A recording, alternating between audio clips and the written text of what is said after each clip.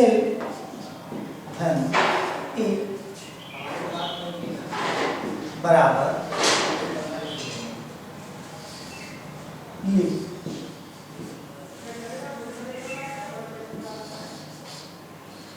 F धन A बराबर